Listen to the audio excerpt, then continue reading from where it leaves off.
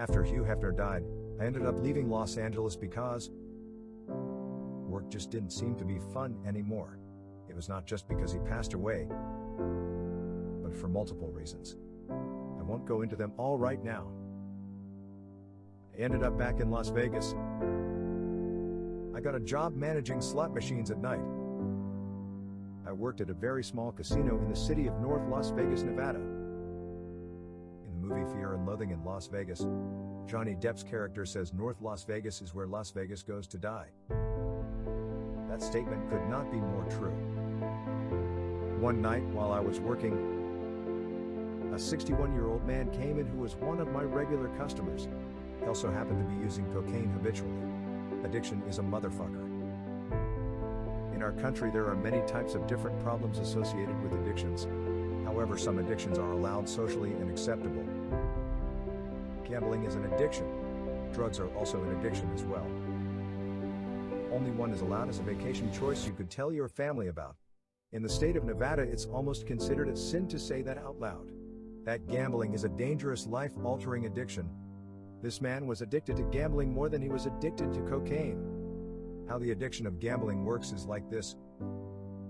The term FOMO, the gambling addiction, is mainly about the fear of missing out.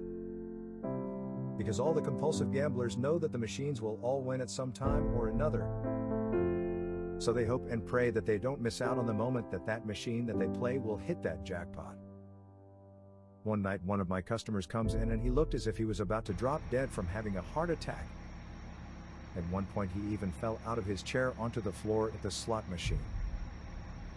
I called an ambulance and about 10 minutes later the paramedics showed up. After they'd checked his vital signs, he refused to go to the emergency room to see a doctor. His blood pressure was 200 over 170. Paramedics begged him to go to the hospital. He said he didn't want to go to the hospital, he wanted to continue gambling instead. The paramedics then gave up on trying to force him to go to the hospital, because you can't force someone to go to the hospital against their will. They also had other people to save. After the paramedics left, I realized that the man was now very sick. He was so sick that he could not even stand up, let alone walk the quarter mile home. I kept demanding he leave and go home. He did not want to listen. I also could not call back paramedics because they were already upset with him and refused to return. A few minutes later, one of our homeless gamblers came into the casino. He was friends with the man. They used to do drugs together sometimes. I paid the homeless man $20 to give his friend a ride home. I know what you're thinking. Why didn't I call a taxi to take the man home?